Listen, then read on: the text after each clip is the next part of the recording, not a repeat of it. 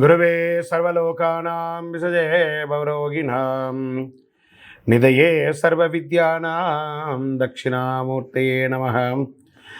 వసుదేవసుతం దేవం కంసచానూరమర్దనం దేవకీ పరమానందం కృష్ణం వందే జగద్గురుం.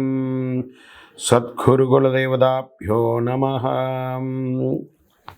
ప్రతి ఒక్కరు కూడా మీ యొక్క గురువులను, మీకు విద్య నేర్పిన గురువు, మీ యొక్క ఉద్యోగంలో గురువు, మీకు వ్యాపారంలో గురువు, మీ ఇంటి గురువులు, జగద్గురువులందరినీ కూడాను ప్రార్థన చేసుకోండి. ఈ నెల మనం చెప్పుకోబోయే ఈ యొక్క జాతక ఫలితం అంతా కూడాను గురుగ్రహ స్థాన చలనం, దాన్ని గురు పెయర్చి అంటారు. రానున్న మే 1, 2024 నాడు స్థానం మారుతున్నారు. బృహస్పతి తన యొక్క స్థానం మేషరాశి నుండి వృషభ రాశికి మారుతున్నారు. మే 1వ తేదీ క్రోధినామ సంవత్సర చైత్రమాసం కృష్ణపక్షం శ్రవణ నక్షత్ర బహుళపక్ష అష్టమి మధ్యాహ్నం 1 గంటకు మేషరాశి నుండి వృషభ రాశికి మారుతున్నారు బృహస్పతి.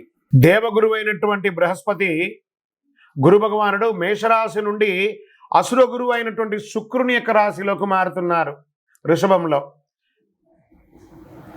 ఈ సంవత్సరం కాలపురుషుని యొక్క తత్వంలో 2వ ఇల్లు అయినటువంటి ధనస్థానంలో గురు భగవానుడు కూర్చోబోతున్నాడు. గురు భగవానుడు గోచార ప్రకారం 2, 5, 7, 9, 11లో సంచరిస్తే అద్భుతమైనటువంటి ఫలితాలని చెప్తారు. గురు చూసిన కోటి లాభం అంటారు. గురు భగవానుడు అనుగ్రహం రావాలంటే అంత ఈజీ కాదు. అది యోగమే కదా. అది వచ్చిందంటే నవగ్రహాల్లోనే శుభప్రదమైనటువంటి గురు భగవానుడి యొక్క సంపూర్ణ ఆశీస్సులు మనకు కావాలి. ఐశ్వర్యం, పదవి, విద్య, వివాహం అన్ని రకాలుగా కావలసినటువంటి ఇచ్చే ఏకైక దేవుడు ఈ నవగ్రహాల్లో ఎవరైనా ఉన్నారంటే అది బృహస్పతి దేవుడే, గురు భగవానుడు. 2024 గురు ప్రభావంతో ఈ 3 రాశుల వారికి కొత్త ఏడాదంతా విశేషమైనటువంటి ప్రయోజనాలు ఉంటాయి. గురువు వృషభ రాశిలో కూర్చొని తన 5వ చూపుతో కన్యా రాశిని చూస్తున్నారు, 7వ చూపుతో వృశ్చిక రాశిని చూస్తున్నారు, 9వ చూపుతో మకర రాశిని చూస్తున్నారు. సో ఈ 3 రాశుల వారికి జాక్పాట్ అని చెప్పచ్చు, ఇంకా జాక్పాట్ అనే చెప్పచ్చు. మిగిలిన రాశులు తీసుకుంటే తులారాశి వారికి ఉన్న 8వ ఇంటిన అర్ధాష్టమ శనిగా వెళ్తున్నారు, ధనుసు రాశికి 6వ ఇంట్లో వెళ్తున్నారు, షష్టాష్టమంగా వెళ్తున్నారు. ఈ గురువు పెయర్చి ద్వారా మేష, కర్కాటక, వృశ్చిక, మకర రాశులకి అద్భుతమైనటువంటి ఫలితం. బాగా గుర్తుపెట్టుకొని మళ్ళీ రిపీట్ చెప్తున్నాను. మే 1వ తారీఖు నుంచి 1 సంవత్సర కాలం మేషరాశి మిత్రులారా, కర్కాటక రాశి మిత్రులారా, వృశ్చిక రాశి మిత్రులారా, మకర రాశి మిత్రులారా, మీరు పట్టిందల్లా బంగారమే. కానీ మీ ప్రయత్నం చేయాలి. ప్రయత్నం చేయకపోతే బంగారు వచ్చినా కూడా ఉపయోగం లేదు. అంత అద్భుతం. ఈ గురు భగవానుడు అన్ని యోగాలు ఇవ్వబోతున్నాడు. వృషభ, మిథున, సింహ, తుల, ధనుసు రాశి వారు, మీనరాశి వారంతా కూడాను సుమారైనటువంటి ఫలితాలని పొందుతున్నారు.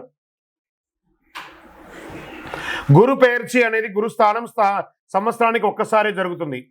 కొన్ని మాసాల్లో అధిక సారంగానూ, కొన్ని మాసాల్లో వక్రగతిలోనూ ప్రయాణిస్తూ ఉంటారు. గురు పెయర్చి ఫలితాలు మాత్రమే ఒక జీవితం యొక్క మార్పుని, వారి యొక్క జీవితాన్ని మారుస్తుంది అంటే మాత్రం చెప్పలేనండి. బాగా గుర్తుపెట్టుకోండి. గురువు మారగానే మీ జీవితం మారిపోతుందంటే కూడా నేను ఒప్పుకోను. మీ యొక్క పుట్టిన జన్మ రాశి, జన్మ లగ్నం, మీరు పుట్టిన సమయంలో ఏదైతే ఉంటుందో మీ యొక్క గ్రహ బలంతోనే జీవితాలు అనేది మారుతుంది. వారి జాతకంలో ఉన్నటువంటి దశాబుద్ధుల గ్రహాల ద్వారానే జాతకం మారుతుంది అని కూడా చెప్పడం జరుగుతుంది. ఓకే, ఈ గురు భగవానుడు అంటే ఎవరు? అసలు మనకు ఒక బయోడేటా ఉంటుంది కదా. నేను సో నా పేరు ఇది, నా గోత్రం ఇది, నా ఇల్లు ఇది, నేను ఇంత చదువుకున్నానని. ఈ గురువు ఎవరు? ఆయనకి సొంత ఇల్లు ఏది? ధనుస్సు, మీనరాశి ఆయనకి సొంత ఇల్లు. ఉచ్చరాశి ఎవరు? కర్కాటక రాశి. నీచరాశి ఎవరు? మకర రాశి. ఆయనకి ఇష్టమైనటువంటి దిశ ఏది? ఉత్తర దిశ. అతిదేవత ఎవరు? బ్రహ్మ. బృహస్పతి గురుని యొక్క రంగు ఏది? పసుపు. ఆయన ప్రయాణం చేసే వాహనం ఏది? ఏనుగు. ఆయనకి ఉపయోగించే ధాన్యాలేంటి? శనగలు. ఆయనకి ఇచ్చే పుష్పాలేంటి? రోజ్బెర్రీ అంటారు. వస్త్రం పసుపు రంగు వస్త్రం వారికి ఇష్టం. ఆయన ధరించే రత్నం ఏంటి? పుష్యరాగం, కనక పుష్యరాగం. వారికి ఇచ్చే నివేదన ఏంటి? శనగల పొడితో తయారు చేసిన అన్నం చాలా ఇష్టం వారికి. వారికి ఇచ్చే లోహం ఏంటి? బంగారం. ఆయన యొక్క జాతి ఏంటి? మగ జాతి. ఆయన యొక్క అవయవం ఏంటి? కండరం ఆయన యొక్క అవయవం. స్నేహపూర్వకమైనటువంటి గ్రహాలు ఈ బృహస్పతికి ఎవరెవరు ఉన్నారు? సూర్యుడు, చంద్రుడు, అంగారకుడు. శత్రుగ్రహాలు ఎవరు? బుధుడు, శుక్రుడు. ఆయన యొక్క భార్య ఎవరు? తారాదేవి. మరి ఆయన పిల్లలు ఎవరు? భారద్వాజుడు, కుజుడు. ప్రార్థనా స్థలాలు ఏమున్నాయి? దక్షిణామూర్తి స్థలాలు, గురుస్థానాలు, గురు భగవానునికి సంబంధించిన అన్ని దేవాలయాలు ఆయనకి ప్రార్థనా స్థలమే. ఆయనకి అర్హత ఏంటి? ఈయనకున్న అర్హత, ఈయనకొక పొజిషన్ ఏంటి అంటే దేవగురువుగా ఆయన ఉన్నారు. ఎంత అద్భుతం చూస్తారా ఈ బృహస్పతి. మళ్ళీ చెప్తాను, గురు చూసిన కోటి లాభం.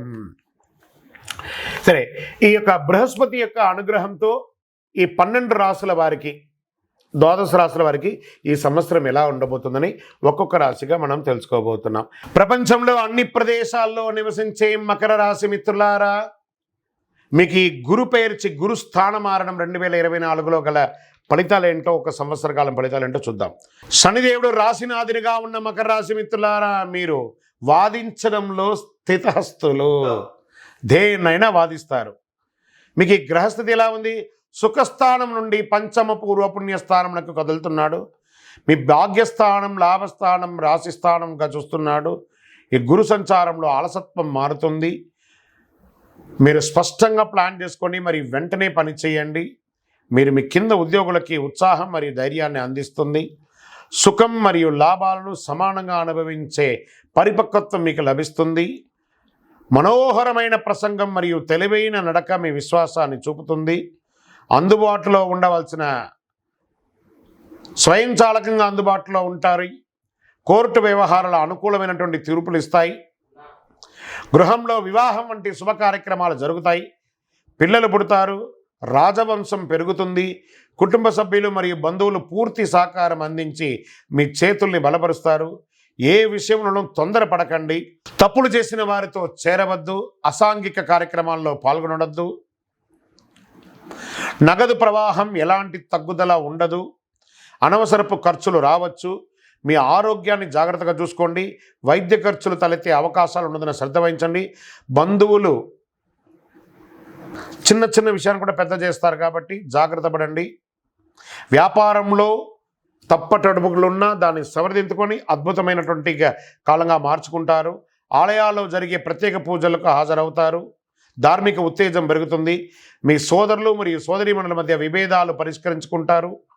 మీ సంబంధాలను పునరుద్ధరించుకొని బలపరుచుకుంటారు.